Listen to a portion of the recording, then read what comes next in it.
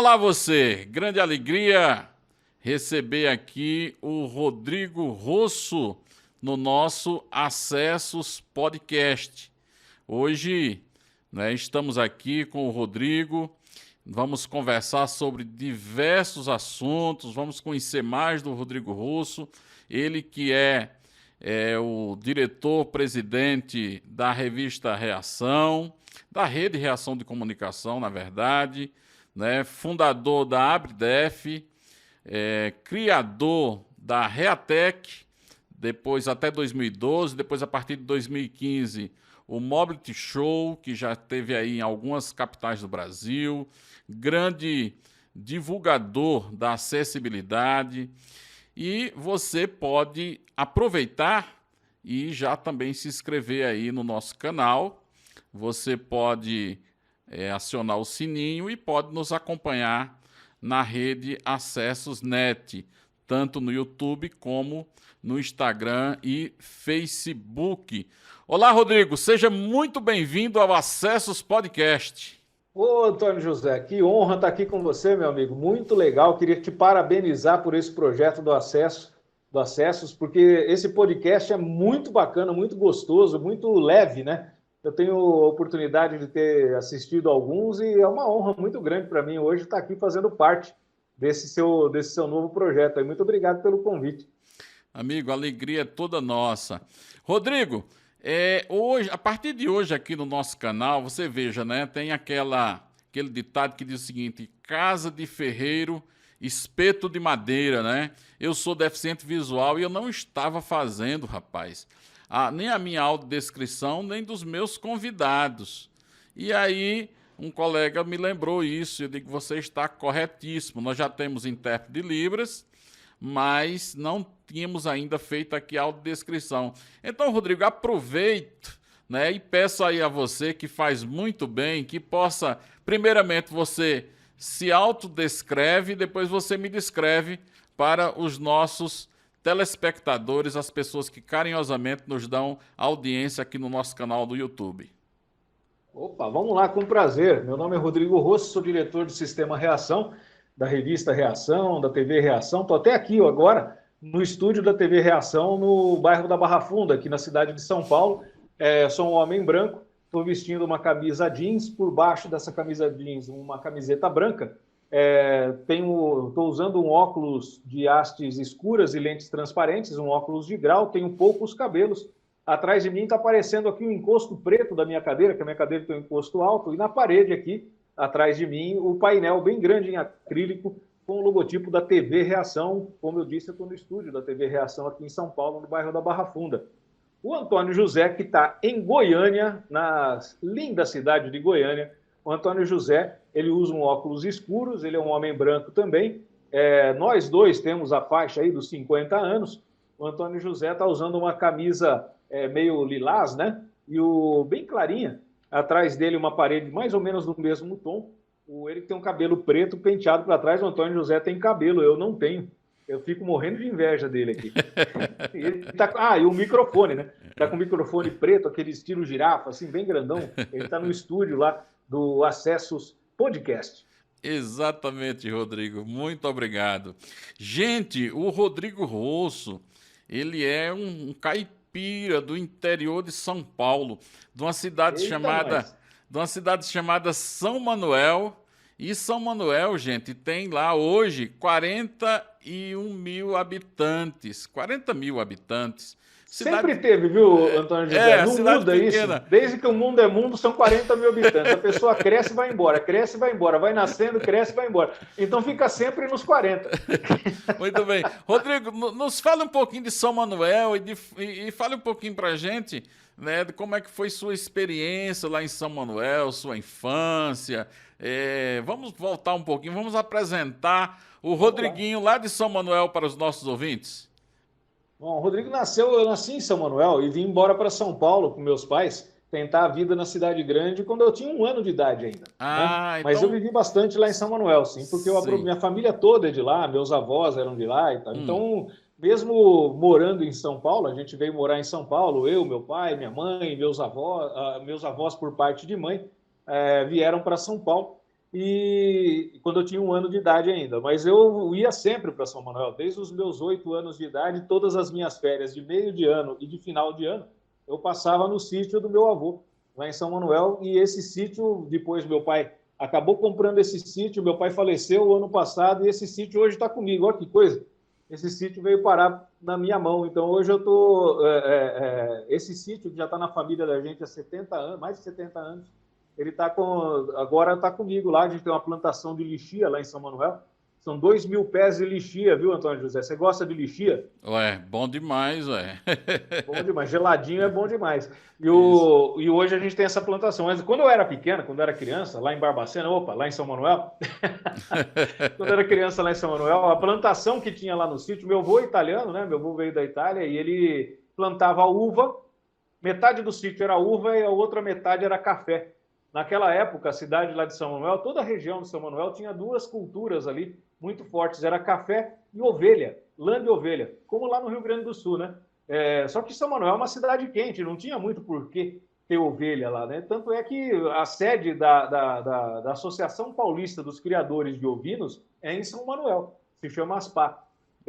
Porque tinha, né, essa tradição. Hoje ninguém mais tem ovelha lá, só a associação que é lá.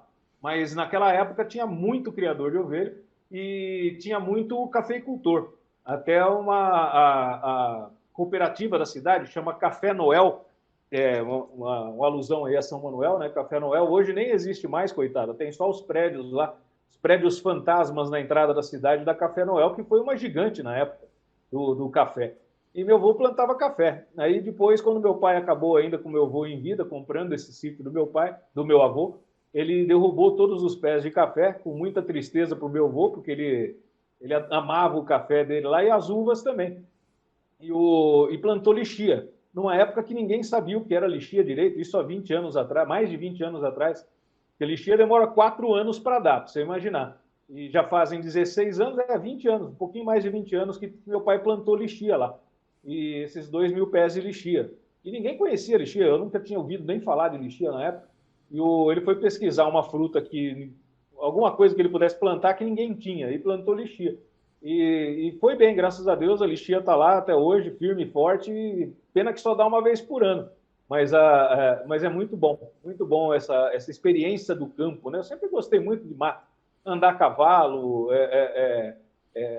correr no mato, aprontar no mato, uma coisa horrível, mas eu matava muito passarinho. Acho que eu estou pagando pecado hoje, viu, Antônio José? Porque eu matei muito passarinho quando era pequeno. As Aquelas artes de crianças. criança mesmo, de sítio, né? Eu Isso. sempre gostei muito de sítio. As crianças da nossa geração não tinham a orientação que tem hoje. Hoje é Não, um crime cruel matar passarinho, matar esses bichinhos. Então, assim, exatamente. na nossa época era diversão, matar Era passarinho, diversão. usar estilingue para acertar lagartixa, Exato. calango, né? Enfim. Então, tinha todas essas questões. Mas aí, Rodrigo, você, na verdade, morava em São Paulo, passava férias, certamente feriados lá em São Manuel. Em São Paulo, Pois aí é. na Barra Funda, você morava aí? Como é que foi sua Não, infância em São Paulo? São Paulo, a gente veio para São Paulo, foi morar na periferia, a princípio, a gente foi morar em Pirituba, aqui na zona noroeste aqui de São Paulo, né? Minha infância toda foi em Pirituba, foi aquela infância de moleque da nossa época, jogar bola na rua, ir a pé para a escola, pegar ônibus sozinho. Eu falo que isso hoje para o meu filho, eu tenho um filho de 12 anos, ele não vai nem na padaria, que a gente não deixa, Uhum. né, sozinho. É uma falha nossa, né? Mas é que os tempos são outros, né, Antônio José? A gente Sim, se sim, virava muito, né? Eu, com sim. 12 anos, já trabalhava. Minha tia tinha uma farmácia e eu, com 12 anos, a idade do meu filho hoje, eu, com 12 anos, eu cuidava da farmácia para ela. Ela tinha uma farmácia e tinha um emprego num banco e eu ficava para ela na farmácia. Uhum. Saía da escola, pegava um ônibus, ia para a farmácia, ficava tomando conta da farmácia até fechar, batia o caixa, fechava com 12 anos de idade. Hoje, se você falar que uma criança com 14, 16 trabalha, é crime, né? Na nossa Exatamente. época era comum se trabalhar bem cedo, né? Bastante Isso. cedo. Mas antes disso, lá em Pirituba, era engraçado, até se falou uma coisa agora, eu lembrei. Você falou da infância, a gente vai lembrando as coisas, né? Eu morava numa travessa de uma avenida de comércio. E desde muito pequenininho, eu desenhava, sempre desenhei muito bem, né? Hoje já não mais, que eu já não pratico tanto.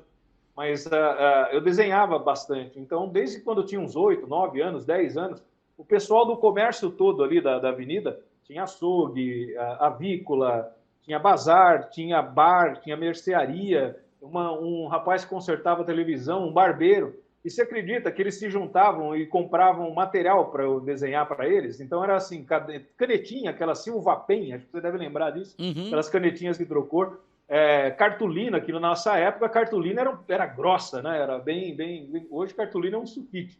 Então eles me compravam lápis, cartolina, tinta, tal, para que eu pudesse desenhar para eles as propagandas dos produtos deles.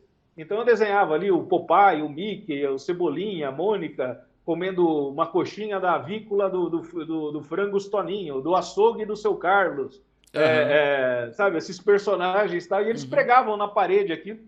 E meu primeiro emprego, depois com 14 anos, emprego mesmo, CLT, bonitinho, meu primeiro emprego com 14 anos foi como desenhista. Eu desenhava embalagem. Embalagens, tem muitas embalagens, até hoje desenho que eu fiz ainda, da Leco, Vigor, embalagens de queijo, sabe? Laticínio de frigorífico. Olha, Embalagem gente. de linguiça, aquelas embalagens plásticas, né? Que coisa Trabalhei interessante. Trabalhei por 6 anos nessa empresa, uma multinacional americana. 6, 7 anos que eu saí para servir a aeronáutica. Eu fui militar também, fiquei um ano, um pouquinho na aeronáutica, na Força Aérea. Aí voltei para essa empresa, aí eu falei, poxa, acho que eu vou voar solo aí. Aí eu montei uma agência de publicidade pequenininha para mim. Essa agência virou uma editora no decorrer do caminho, mas voltada para o agronegócio. E meu Certo. negócio, por incrível que pareça, não era pessoa com deficiência, não. Por muitos anos foram bois. Pois é. Era pecuária, agropecuária. Ô, Rodrigo, veja só. Então, a partir dos seus desenhos despretensiosos, lá na infância, você começou a acessar já essa coisa aí da comunicação que te Exato. fez se tornar inicialmente publicitário e depois jornalista. Você foi à faculdade ou você foi um publicitário mesmo, casca grossa, como a gente dizia no passado, que aprendeu a fazer fazendo? Casca grossa. Eu até tentei fazer faculdade, mas não tive paciência de aprender teoria. Era tanta teoria e eu já estava na prática desde os meus 10 anos. Meu tio tinha gráfica. E esqueci, mais uma que você me fez lembrar. Eu, com 6, 7 anos, ia ajudar meu tio na tipografia. Não sei se você lembra da tipografia, não era nem gráfica na época, era tipografia, que você pegava letrinha por letrinha. Isso, por isso que era tipografia, você pregava ali os tipos, né? As letrinhas, você montava palavra por palavra, não é isso? Palavra por palavra, notas fiscais, cartões de visita, convite de casamento. Eu adorava, amava aquele cheiro de tinta, de papel e tal. E eu ajudava meu tio, saía da escola e ia a pé até a casa do meu tio, que era perto da escola, e ajudá-lo na gráfica, lá na tipografia, depois na gráfica e tal. Aí meu tio faleceu, aí fechou. Mas eu ajudei ele muito tempo, muitos anos. Meu tio, na verdade, era tio da minha mãe, né? Era tio da minha mãe. E eu ia ajudar o tio Luiz lá na gráfica, depois aí sempre desenhei desde garotinho, na escola, sempre desenhei muito também, meus desenhos iam parar em exposição, na diretora e tal, história em quadrinhos, sempre fiz muito. Aí eu acabei sempre nessa linha da comunicação, fui radialista também, tive programa de rádio, enfim, sempre nessa área de comunicação, mas eu sou meio rebelde, eu larguei a faculdade, viu? Eu não consegui finalizar minha faculdade, não, nem de jornalismo, nem de publicidade, muita gente acha, né, que eu sou publicitário ou jornalista formado, mas não sou, não. Eu acabei sendo jornalista E no nosso tempo tinha isso também, né? Você podia ser jornalista, hoje também pode, porque derrubaram a Universidade de Jornalismo. Até existe, mas você não precisa mais ser um jornalista formado para ser jornalista. Na nossa época, com um certo tempo de profissão, você era considerado jornalista, e eu acabei entrando nessa leva aí, com o tempo de profissão, acabei conquistando o título de jornalista, mas não sou formado em jornalismo também não, nem em jornalismo nem em publicidade, foi a vida mesmo. Rodrigo, agora fala um pouquinho pra gente, você tá lá fazendo desenhos, seus desenhos já começam a digamos assim, divulgar produtos, como você falou, aí você passou 6 anos trabalhando em uma empresa, depois foi para a aeronáutica. Aí como é que se dá a sua primeira revista, a sua editora? Como é que você disse, não, eu vou trabalhar, é isso que eu quero para a minha vida, vou começar a mexer com isso? E por que o agronegócio como sendo o primeiro nicho de trabalho da sua vida como editor, como publicitário? Bom, quando eu voltei da aeronáutica para essa empresa multinacional, eu fiquei só mais um ano, só mais um ano. E aí, como eu acabei, quando a gente é moleque, a gente tem muito jovem, a gente acha que é a última Coca-Cola do deserto, né? E como eu tinha um contato muito grande com vários, era mais de 500 clientes lá, entre laticínios e frigoríficos, que fazia as embalagens. Eu desenhava a embalagem para a maioria deles e o pessoal começou a gostar e pedir para que eu fizesse. Tinham vários desenhistas, mas os clientes queriam que eu fizesse. Aí o que eu fiz? Aí eu saí de lá achando que eu ia montar uma agência de publicidade e ia ficar rico, né? Falei, eu vou sair daqui e vou montar uma agência de publicidade e vou atender por mim, né, como agência, todos esses clientes. Só que eu não pensei no básico.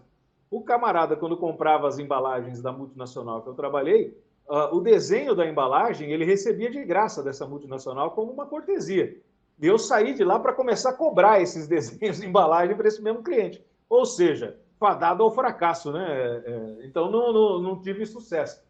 Aí o que aconteceu? Eu tive que fechar e fui trabalhar numa empresa chamada Da Granja. Eu acho que você já deve certamente ter comido aqueles nuggets de frango, os Sim. Chiquinitos. Uhum. Eu fui trabalhar como gerente de marketing dos Chiquinitos, nessa empresa, na Da Granja. Eu com 21 anos, 21 anos já era gerente de marketing da Granja.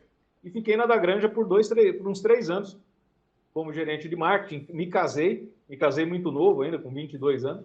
Me casei e continuei trabalhando na Da Granja até que um dia essa empresa foi vendida. Era uma empresa que o dono era um argentino, era uma empresa aqui da cidade da Lapa, em Curitiba, do lado de Curitiba, e foi vendido para um argentino, e a empresa nova que comprou fechou a Da Granja em São Paulo. Tal, e eu fui demitido e a gente acabou...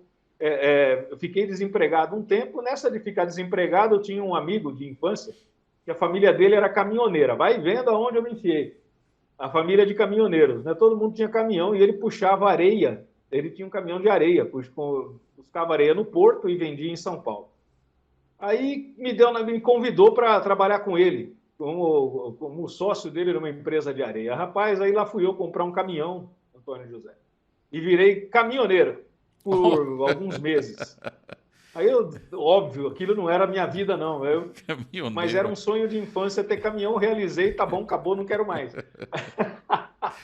Aí, nesse meio tempo, eu voltei a procurar emprego na época e eu fui trabalhar numa editora. Foi aí que eu comecei a mexer com editora, com revista e tal. Fui trabalhar com 23 anos, eu fui ser gerente de marketing de uma editora chamada DBO. É uma editora que fazia uma revista segmentada, ela existe até hoje, essa revista já tem mais de 50 anos, ela é a Veja do mercado agropecuário, é uma revista chamada DBO Rural. E é feita para criadores de gado, pecuaristas, grandes agricultores e tal, e eu fui trabalhar nessa revista. E o agronegócio sempre teve dentro de mim, né? Eu sempre gostei muito de agronegócio. Tanto é que, além do sítio desse que tem a plantação de lixia, eu tenho um outro sítio que eu crio ovelha aqui em São Paulo, aqui em Ibiúna, que é o sítio onde eu vou mais perto aqui e tal, fica a 70 quilômetros de casa, e eu vou sempre para lá, todo final de semana eu estou lá, daqui a pouquinho eu estou indo para lá. Até. E eu acabei indo trabalhar nessa editora. E lá eu comecei a aprender, aí que eu aprendi a fazer revista. Eu não tinha a menor noção de como se fazia uma revista. E lá, como eu sempre fui curioso, eu nunca consegui fazer só a minha função trabalhando numa empresa. Mesmo quando eu trabalhava em empresas como funcionário, eu sempre tratei aquilo como se fosse meu. Então, eu queria pegar desde o cafezinho até vendas e tal, e tudo, como tudo acontecia, como tudo funcionava. E na DBO foi a mesma coisa. Em pouco tempo, a revista, o dono da revista acabou praticamente deixava que eu fizesse tudo. E aí eu comecei, inclusive, a mexer com textos, né, também. Não só a parte... Mudei muita coisa na revista, a parte visual da revista, mexi bastante. O marketing da revista. Naquela época se vendia muita assinatura, né? Sim. De revista, não tinha internet, né? Então as pessoas tinham o vício, né, de assinar mesmo para receber a revista em casa e tal. Eu lembro que até...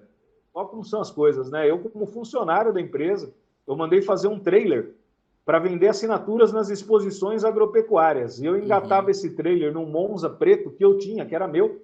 Eu engatava esse trailer num carro meu particular, eu rodei o Brasil inteirinho em exposições agropecuárias, inclusive aí em Goiânia, na exposição de Goiânia, que tinha em maio e outubro. Sim. Aí na SGPA, no parque de Goiânia. Sim. E eu viajei o Brasil inteiro nas exposições agropecuárias com esse trailer da DBO, divulgando essa revista e com equipe de assinaturas e vendendo assinaturas. Pra você ter uma ideia, a sede da empresa hoje, o prédio que é a sede da empresa da DBO hoje, da editora, é um prédio que foi comprado só com o dinheiro da venda das assinaturas no período que eu fiquei lá. Olha que beleza, que legal. Que beleza. Mas eu aprendi muito, aí eu aprendi a fazer revista. Até que eu apresentei um projeto para o dono dessa editora, que é meu amigo até hoje, o Demétrio Costa, grande jornalista mesmo, foi da TV Cultura, tudo, cara sensacional. Aprendi muito com ele. E eu apresentei para ele um projeto de fazer revistas. Naquela época existia muita raça europeia, raça britânica de gado aqui no Brasil. Foi um boom que deu, né? E eu apresentei para ele a ideia da gente fazer, não trabalhar só com a revista, mas DBO Rural, mas trabalhar com subprodutos da DBO Rural, que seriam as revistas de raça. E ele não quis fazer. Eu falei, Demetrio, se você não quer fazer, eu vou fazer. Eu posso sair da DBO e fazer esse projeto? Ele falou, pode. Se você acha que é uma coisa que vai dar legal, pode. Se você não der certo, você volta para cá, que as portas estão abertas para você. E eu saí de lá para fazer as revistas. Cheguei a ter 17 revistas, Antônio José, 17 de raças revistas de boi. Com nome de raça de boi. Revista do Piemontês, do Marquijana, do Nelore, do Cimental, do Limousin, tudo que era raça de boi, Canchim, tudo que você pode imaginar, Guzerá, todas as raças, Tabapuã, tudo que tinha Santa Gertrudes, todas as raças de boi, eu tinha uma revista daquela raça. Foi uma época que o agronegócio brasileiro, mais na área de pecuária, estava muito forte. Estava muito forte, com raças vindo de fora, tá? E eu ganhei muito dinheiro com isso aí, foi bem legal. E foi aí, nesse período, ganhando dinheiro com pecuária, que eu acabei entrando na questão da pessoa com deficiência aí também, é coisa de Deus mesmo. Acabei entrando meio que por acaso e estou aí até hoje. Hoje, pecuária para mim é um hobby, eu tenho lá a criação de ovelhas, carneiros, ovelhas que eu tenho lá no meu sítio, mas é porque eu gosto de pecuária, eu gosto do cheiro de mato, do cheiro... Minha mulher fica louca comigo, mas eu gosto do cheiro do cocô do bicho.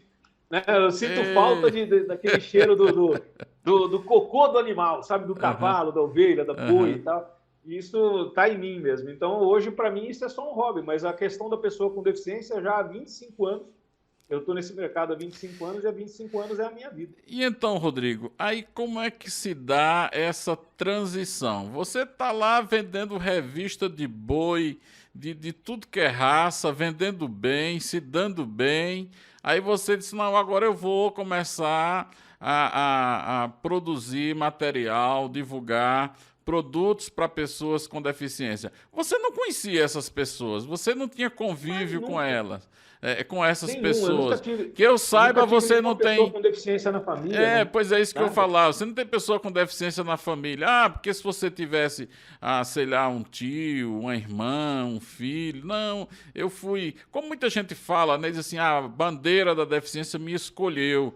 E aí acabou que eu tornei um militante por conta desse motivo. Mas como é que você abraça essa causa, você que não tinha vinculação nenhuma com esse tema? E nem tinha deficiência, nem ninguém na família com deficiência. Hoje tenho sobrinhos autistas, hoje eu tenho uma prótese no joelho esquerdo, eu sou uma pessoa com deficiência também, enfim, mas na época não. Isso aí, Rodrigo, isso aí já é o convívio, viu? Eu tinha um assessor, tá vendo? Eu tinha um assessor que trabalhava comigo, eu conto sempre essa história, ele trabalhava com a cadeirante, ele começou a reclamar que estava com a dor nas costas. Começou a trabalhar comigo, mudou de óculos 3 vezes. Eu digo, a sua sorte é não trabalhar com amputado. Tá vendo? Mas é bem por aí mesmo. É aquilo, né? Tem até uma política aqui de São Paulo, você conhece ela foi deputada estadual aqui por muitos anos, hoje ela agora ela saiu para se candidatar, mas ela é secretária da pessoa com deficiência, que é a Célia Leão, que é cadeirante. Nossa amiga. E ela sempre, em todos os discursos da Célia, ela sempre encerrava assim, né? Ela dizia que era legal, que ela achava muito bacana quem luta pelo negro, quem luta pelo índio. mas ninguém fica preto e ninguém fica índio. Agora, deficiente, qualquer um de nós pode ficar a qualquer momento. E é verdade, né, É Antônio? verdade. Boa, essa é É muito boa. verdade. Então, Uhum. a gente tem que dar uma atenção bastante especial e diferente mesmo para a pessoa com deficiência. Mas vamos lá. O que aconteceu? Na época, eu fazia essas revistas de pecuária e também era agência de propaganda focada em pecuária, em agronegócio. Eu fui assessoria de imprensa de grandes empresas da Ródia, Banco Nacional, enfim. E não sendo jornalista formado, hein? Vai vendo. O tempo todo, a vida toda, trabalhando muito com jornalismo, mas não sendo jornalista formado. E o formado pela vida mesmo, pela experiência. Aí o que aconteceu? Eu estou nesse meio de agronegócio e com minha empresa aqui no bairro da Pompeia, aqui em São Paulo, onde eu vim morar, aqui no bairro da Pompeia, Lapa, essa região aqui em São Paulo, zona oeste de São Paulo. E eu estou lá no meu escritório um belo dia, bate um cara na minha porta, mais uma vez, não tinha internet, isso foi em 1996, finalzinho de 95, comecinho de 96. Bateu uma pessoa lá na empresa, queria falar comigo, com o dono da empresa, eu atendi ele, o nome dele era Vicente Define Neto, não sei se você chegou a conhecê-lo, ele foi o cara que fez a primeira feira nesse mercado de pessoa com deficiência, se chamava REA. Ela Sim, foi sim. em 1997, Uhum, aqui no centro, no Center Norte, em São Paulo. uhum. Você chegou a conhecer, não? Sim, eu conheci o Vicente e não estive na réia, mas li sobre ela. Foi, assim, um Então, sucesso, uma o, grande divulgação, era uma grande exato, porque não novidade. tinha nada na época, né? Sim. Assim, a pessoa com deficiência só se tinha preconceito, mais nada. Uhum, Aí, uhum. naquela ocasião, ele bateu na minha porta, ele montou a empresa dele, essa promotora de feiras, na mesma rua que eu tinha. Olha como as coisas acontecem, né? Na mesma rua onde eu tinha a minha editora e agência de propaganda e de assessoria de imprensa voltado para o agronegócio. Aí ele bateu na minha porta e disse o seguinte: falou, olha, você é uma agência de propaganda? Eu falei, sou. Ele falou, estou montando uma feira para pessoa com deficiência e eu precisava montar toda a parte visual da feira, montar logotipo, criar logotipo, convite, cartaz, a cara do negócio, né? Montar toda a identidade visual da feira.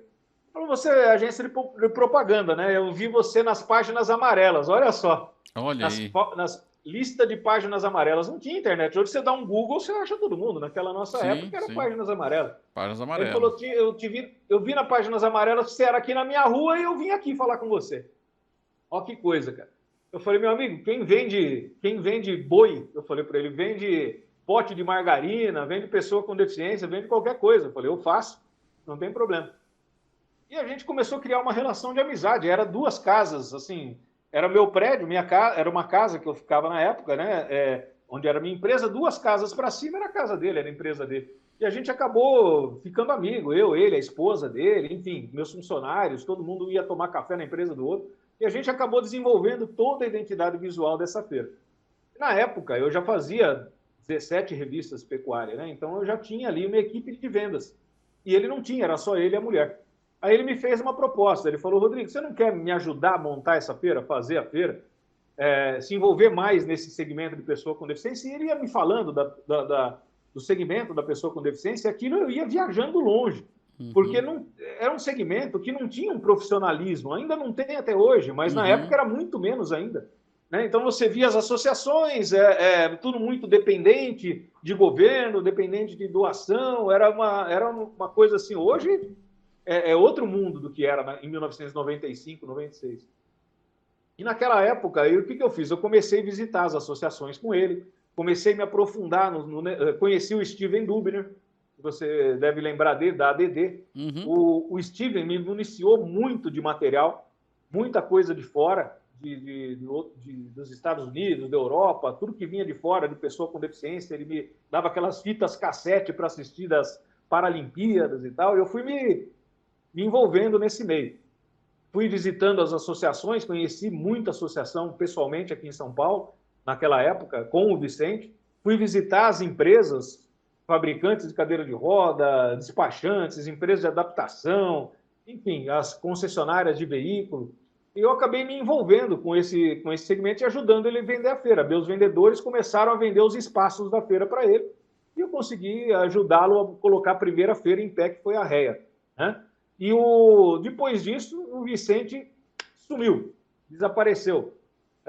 do mapa. Sumiu. Nisso eu conheci Romeu Sasaki, graças a Deus. E o que aconteceu? Como é que nasceu a revista, né? A revista Reação, que hoje está aqui, que 25 anos completando esse ano. A feira acontecia em novembro. E ele me disse o seguinte: Rodrigo, ó, a última etapa dessa questão toda da comunicação do evento é a gente fazer o catálogo da feira. Ô, Rodrigo, Oi. Vamos deixar para a gente contar como é que nasce a revista Reação a partir do catálogo da feira, depois do nosso bloco comercial. Pode ser? Vamos lá. Beleza. Então tá bom. Eu vou aqui tomar uma aguinha, entendeu? E voltamos em um minutinho. Não saia daí.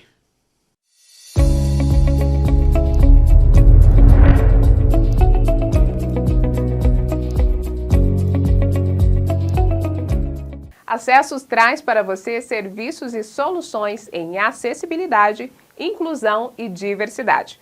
Com uma super equipe de profissionais de notório saber, a Acessos promove capacitações em inclusão e diversidade para profissionais da educação, cursos de acessibilidade urbanística e arquitetônica, acessibilidade e certificações de ambiente virtuais, cursos de Libras, assessoria para ONGs em captação de recursos, gestão de projetos e prestação de contas, cursos de audiodescrição e este podcast que você está ouvindo. Conheça melhor o nosso trabalho nos acompanhando em @acessosnet no Instagram, acessosnet no YouTube e em acessos.net.br. Acessos, construindo caminhos para a inclusão.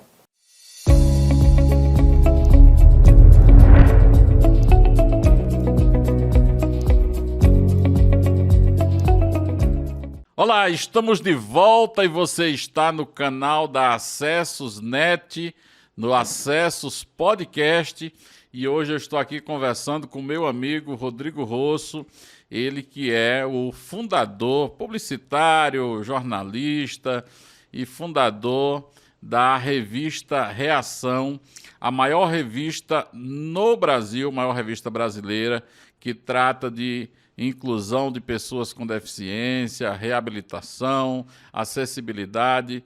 É um show e nós estamos conversando aqui.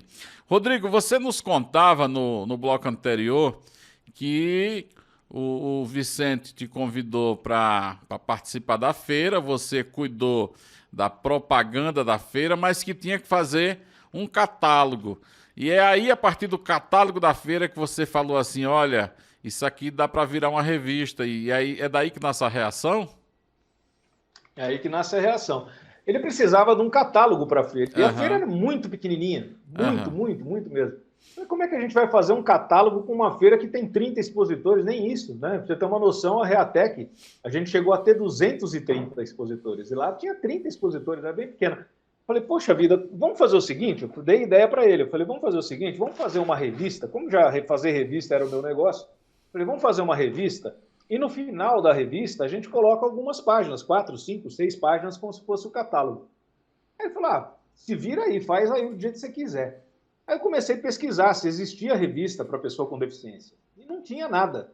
Não tinha nada no Brasil, não tinha nada na América Latina. Eu fui descobrir que tinha uma revista nos Estados Unidos e tinha revista na Alemanha, mas que era só sobre deficiência física e eram revistas em preto e branco, era uma coisa assim bem arcaica mesmo. E não tinha nada no Brasil. Aí fui lá, consultei Romeu Sasaki, consultei o Steven Dubner, falei, e aí, gente?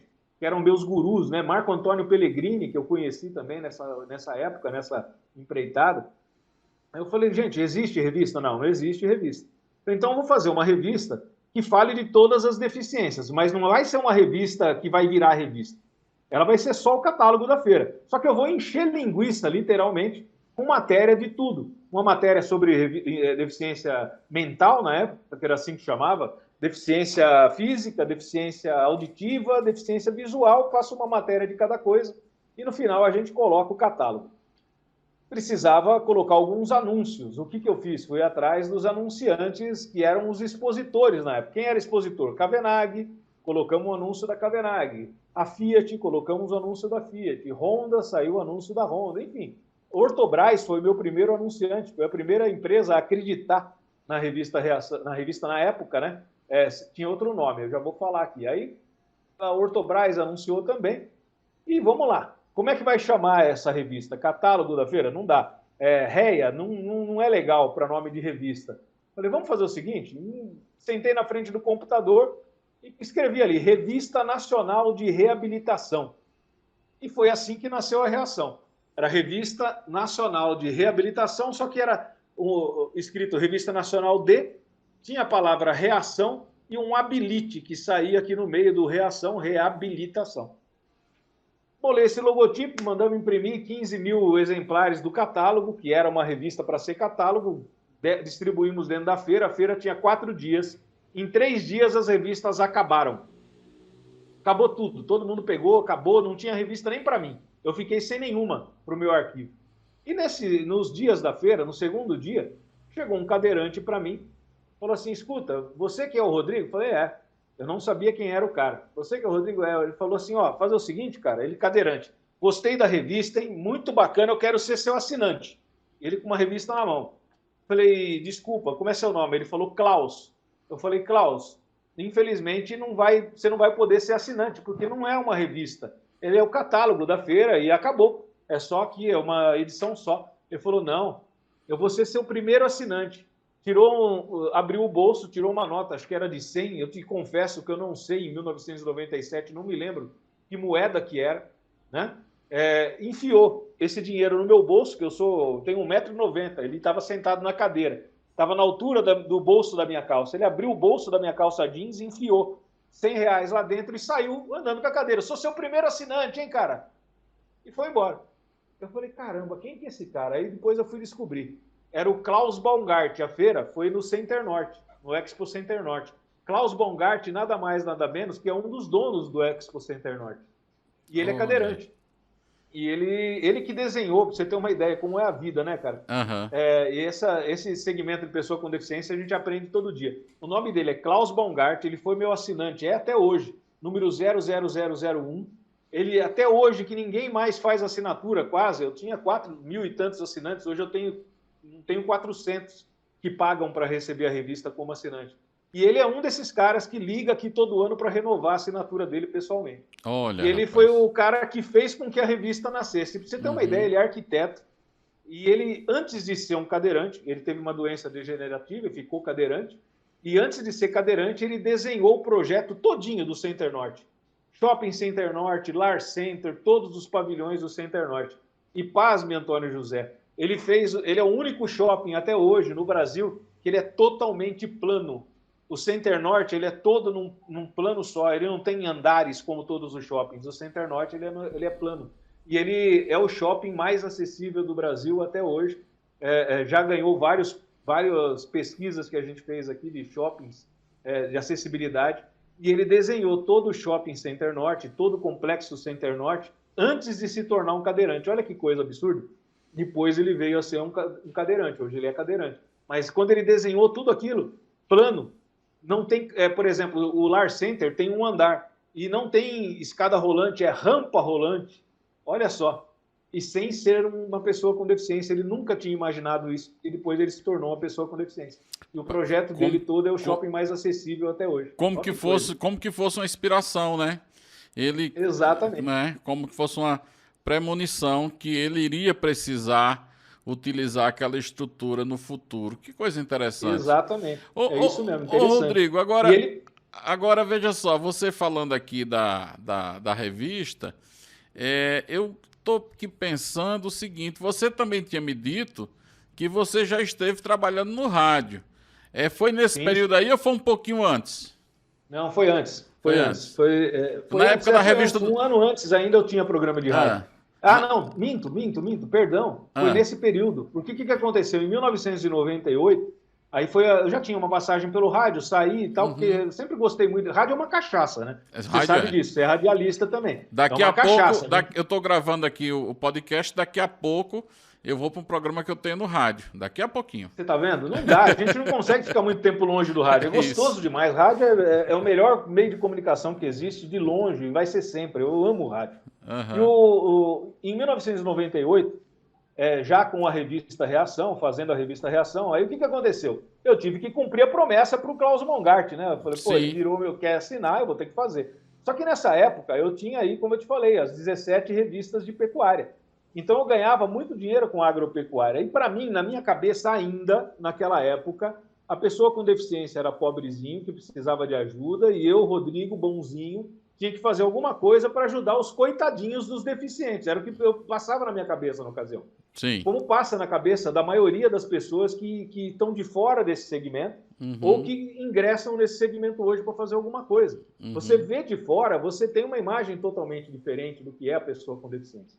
Aí o que eu fiz? Eu montei uma estrutura na minha editora com um jornalista e com com duas vendedoras e fazia a revista Reação, a Revista Nacional de Reabilitação, eu fui fazer para ajudar os deficientes. Era na minha cabeça, eu ganhava dinheiro com a agropecuária e ajudava com a pessoa com deficiência fazendo a revista. E foi assim por um ano.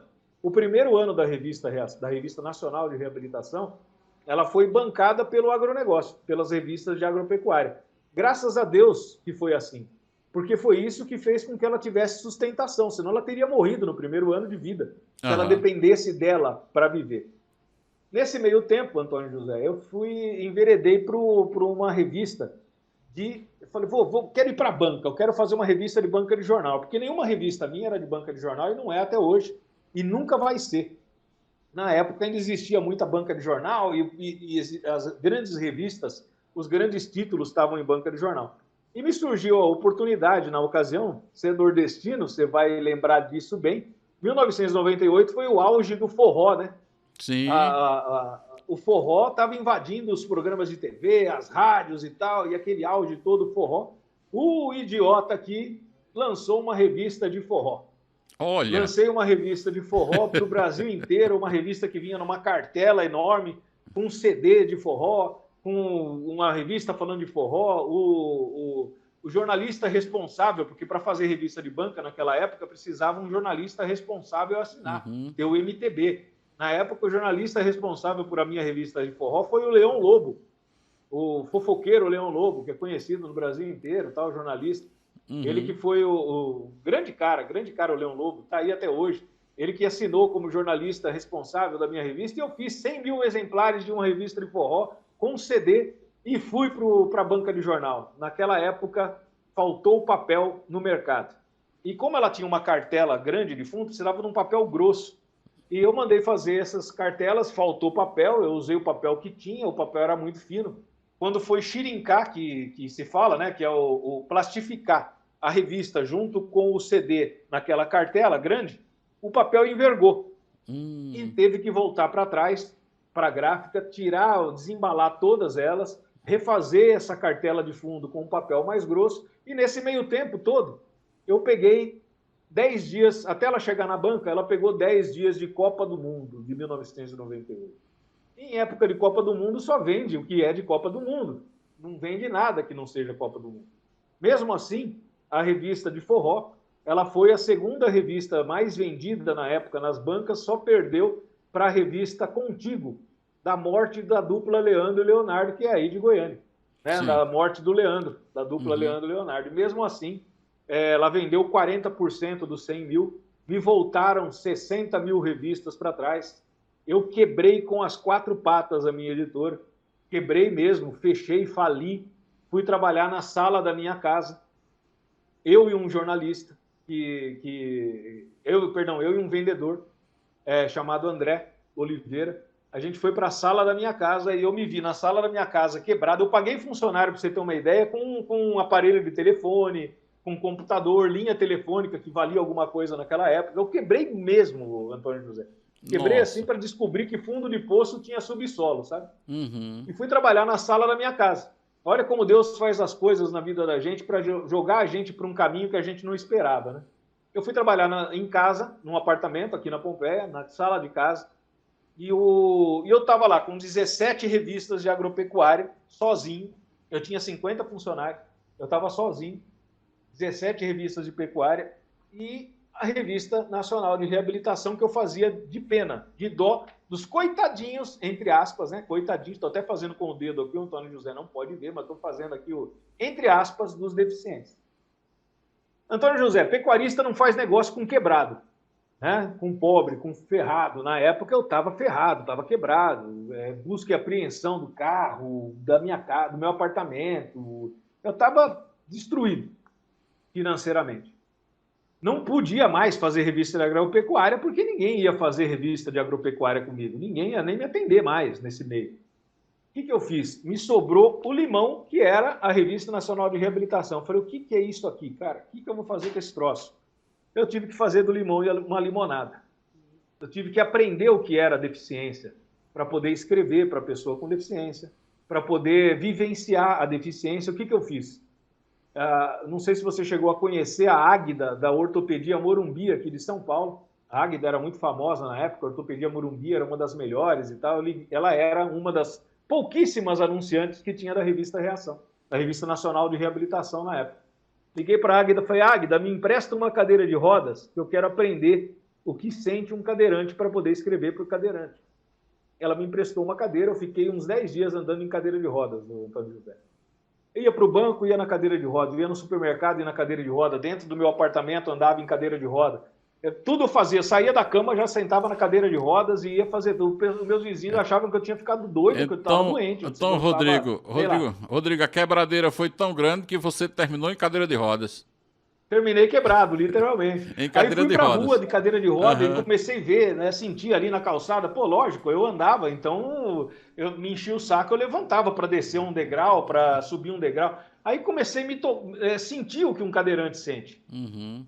Aí trabalhei uma semana de olhos vendados, Antônio José. Aí, ó, para você entender, você sabe bem o que é isso. Eu levantava da cama, botava uma venda nos olhos e trabalhava no computador, no telefone e tal. E tudo que eu fazia era dentro da minha casa, com os olhos vendados, dentro do meu prédio. Eu fiz questão de andar tudo ali com os olhos vendados e tal, para entender. Eu falei, eu preciso entender como é a vida de um cego, de um cadeirante, de um surdo. Surdo foi a vida que me fez, porque um belo dia, isso eu já tinha feito toda essa experiência, mas ainda estava na sala de casa, fiquei um ano trabalhando em casa, transformei a minha sala em escritório e o resto da casa era casa, num apartamento pequenininho de 70 metros na época.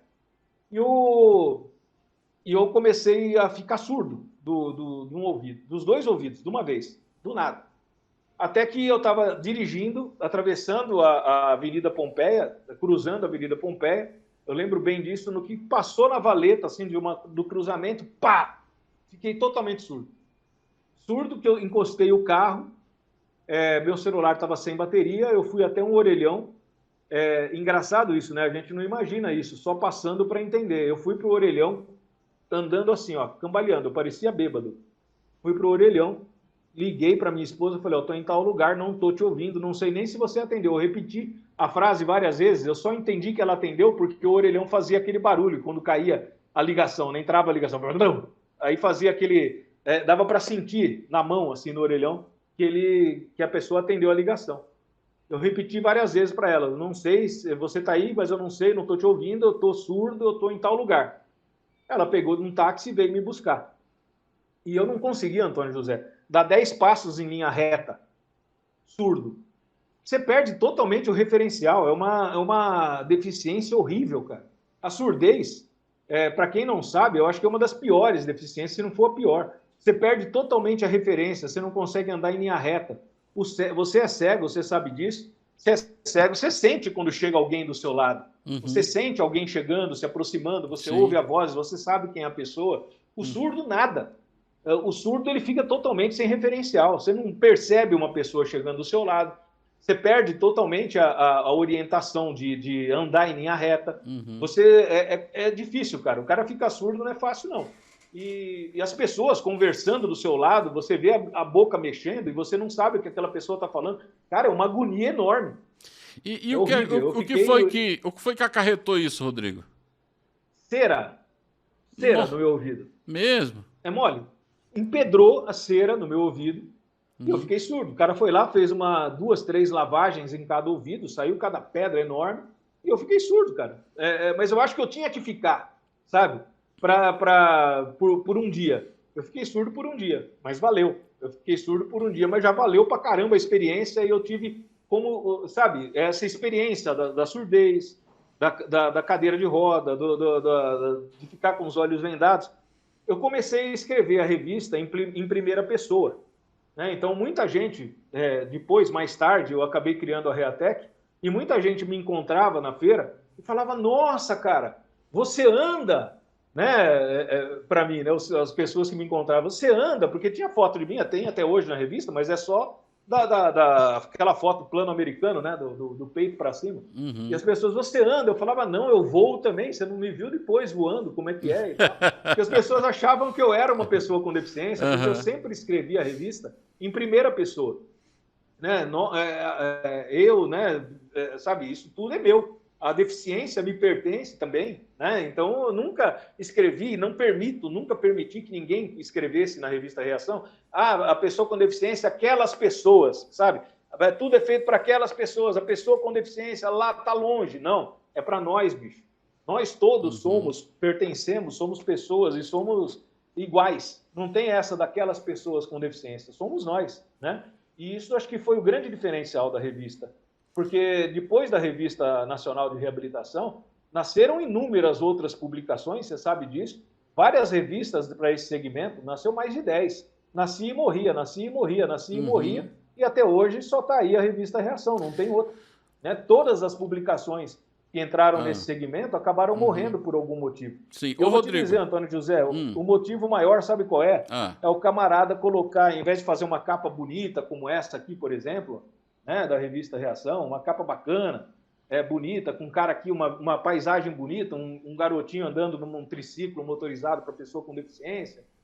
A gente mostra alegria, mostra a vida, era uma revista bonita, sempre foi desde a primeira. E as outras revistas que vieram para esse segmento acabaram vindo tratando a pessoa com deficiência como coitadinho. Pois é. Né? Eu sempre disse o seguinte... E a revista Reação... a primeira revista da América Latina, né? Numa época que ninguém falava sobre isso. Mas, Rodrigo, vamos dar aqui uma aceleradazinha na nossa conversa? Vamos, desculpa, eu falo demais.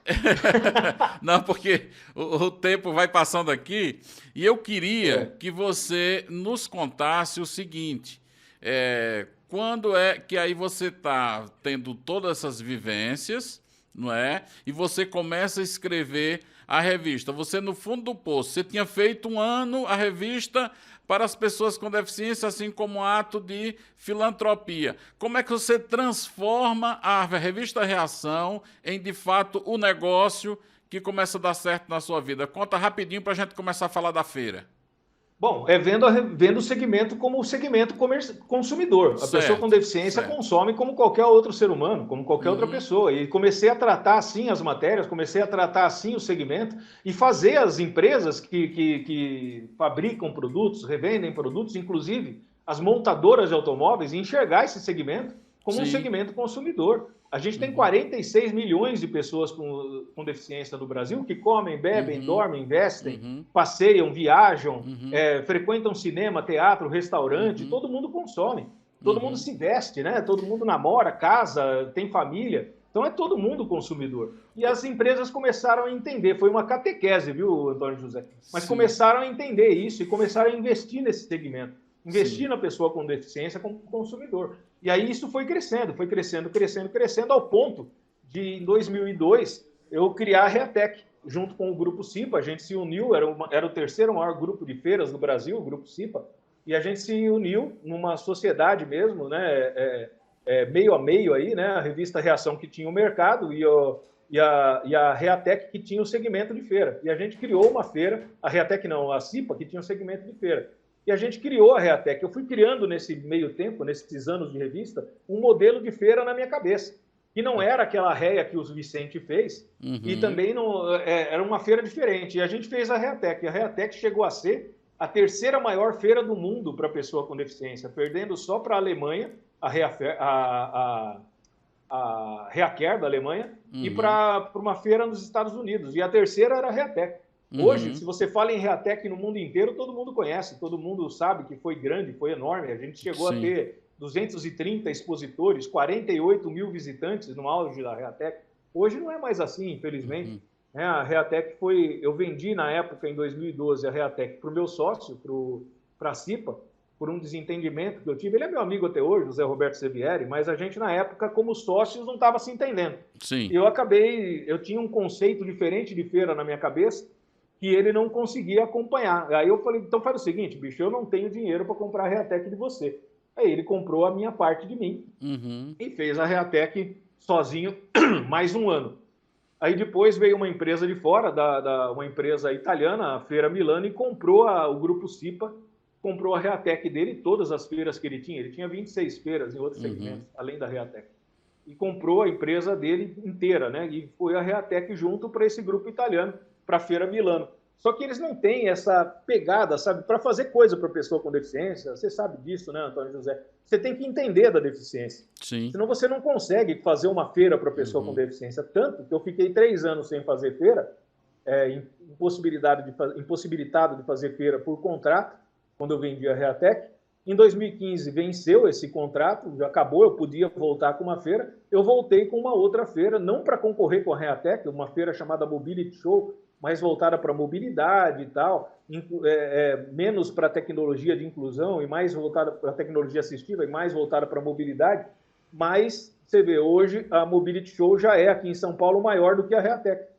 Olha que coisa. A Reatec diminuiu tanto, não é que a Mobility é grande, não, é que a Reatec diminuiu tanto de tamanho e de importância que a Mobility Show hoje em São Paulo já é maior que a Reatec em tamanho. É absurdo isso, né? Mas é verdade.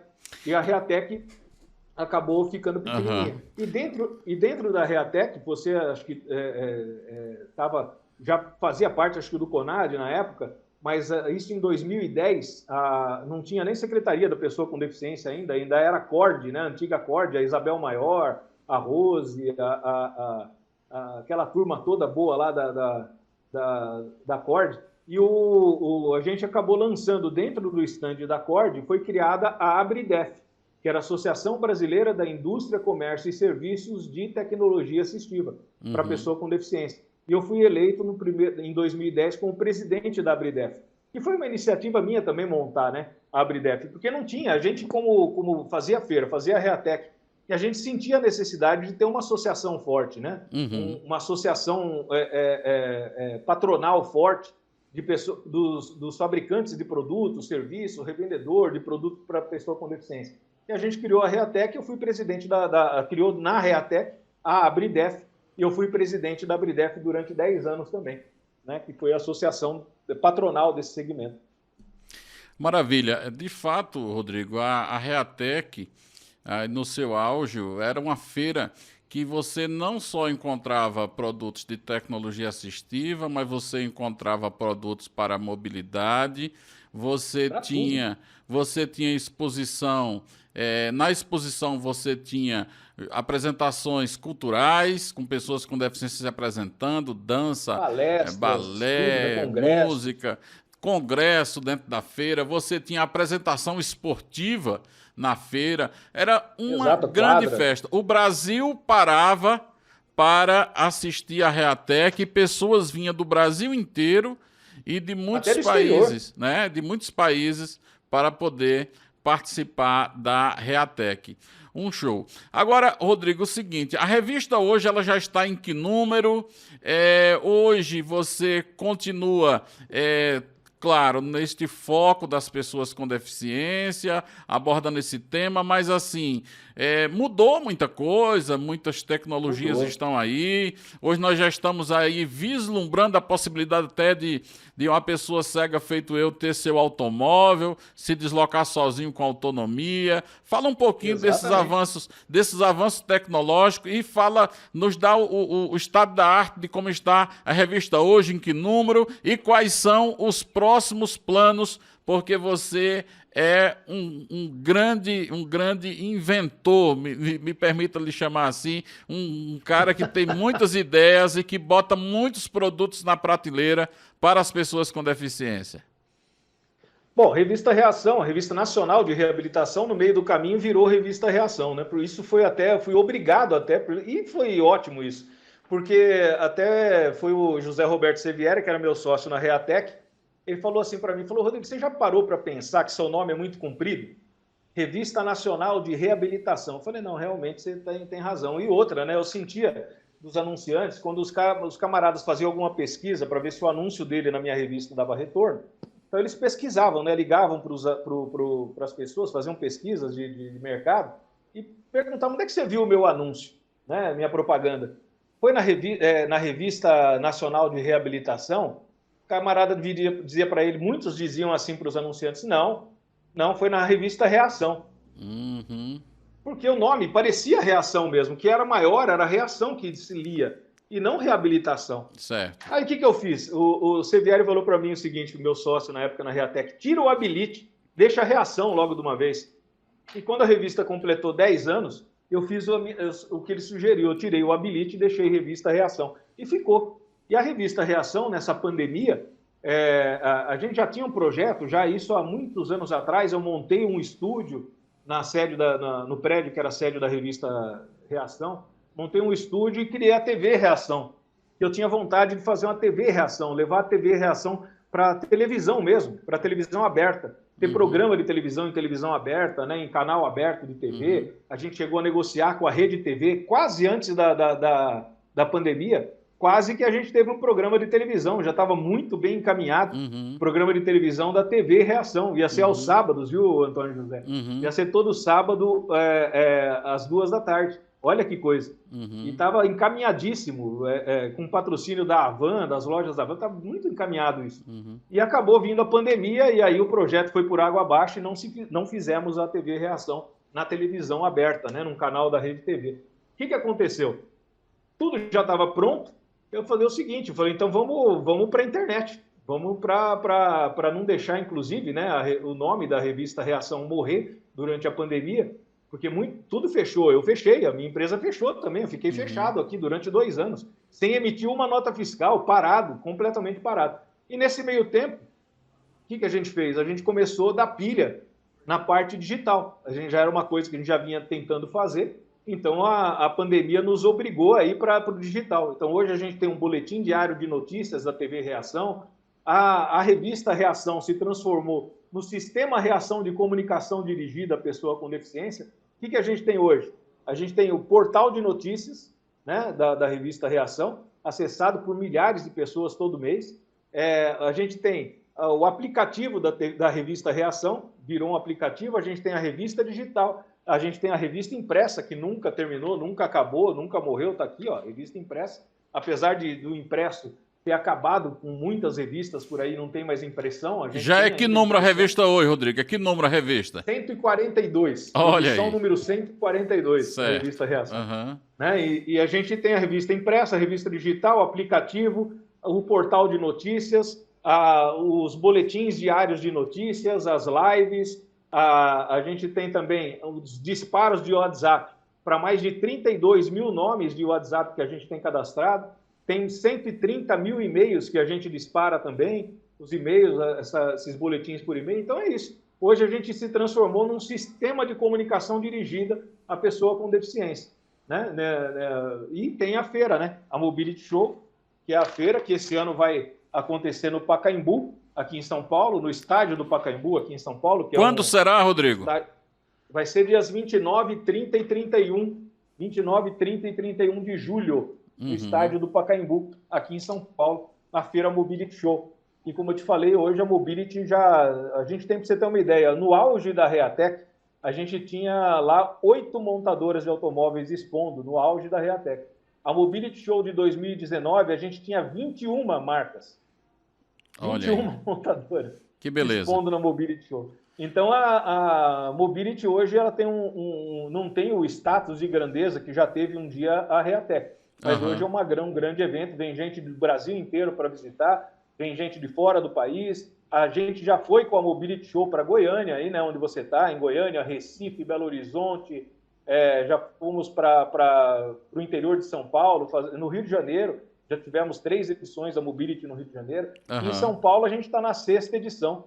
A Feira Mãe, que a gente chama, né? A Feira Maior, acontece em São Paulo, está na 6ª edição e vai ser esse ano no estádio do Pacaembu, dias 29, 30 e 31 de julho. Maravilha. Rodrigo, grande alegria conversar com você. Bom demais. Rodrigo é um cara, uma referência em divulgação, difusão de marcas, de produtos para pessoas com deficiência no Brasil. Se você gostou desse nosso bate-papo, continua conversando com a gente aí na barra de conversação aqui do nosso do nosso podcast. Aproveita, se inscreve aí, deixa seu like e voltamos na próxima semana. Rodrigo, grande abraço, meu irmão. Meu amigo, muito obrigado. Um grande abraço. Eu te espero ver aqui na feira, dias 29, 30 e 31 aqui em julho. E logo eu vou ir para Goiânia para a gente tocar um violãozinho, comer uma carne e comer um arroz com piqui. Tchau, tchau, Dona José. Valeu, Obrigado, valeu. pelo convite. Um grande abraço, gente. Até a próxima semana.